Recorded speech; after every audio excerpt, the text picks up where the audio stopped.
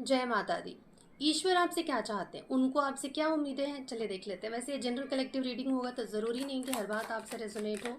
जितना आपसे होता है आप रखें। ईश्वर आपसे क्या चाहते हैं, उनको आपसे क्या उम्मीदें हैं, ईश्वर आपसे क्या चाहते हैं, ईश्वर आपसे क्या चाहते हैं।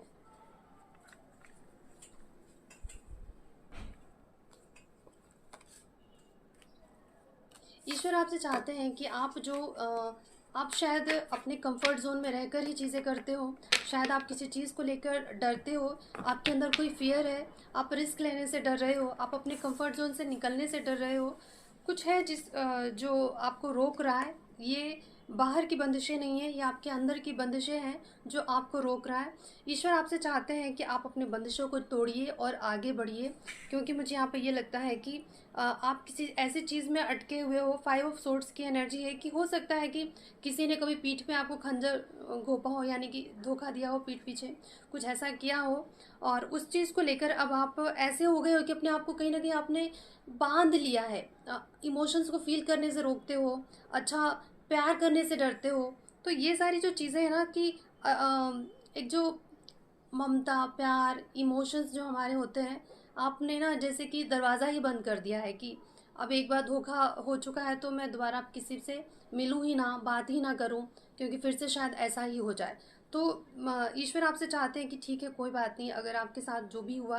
तो देखिए, हर इंसान के साथ जो भी होता है उसके पीछे मुझे लगता है कि दो ही रीज़न हो सकते हैं। या तो वो लेसन हो कि हमें सिखाना चाहते हैं कुछ, या फिर हमारे कर्म हो, पिछले जन्म के या किसी भी जन्म के, या पास्ट के कोई कर्म हो जो हमें भोगने होते हैं। तो जो भी होता है ना, बस अभी आपसे ईश्वर ये कहना चाहते हैं कि बस अपने आप को ऐसा बंधा हुआ बांध के मत रखो। ये आपका दिमाग है जो आपको रोक रहा है।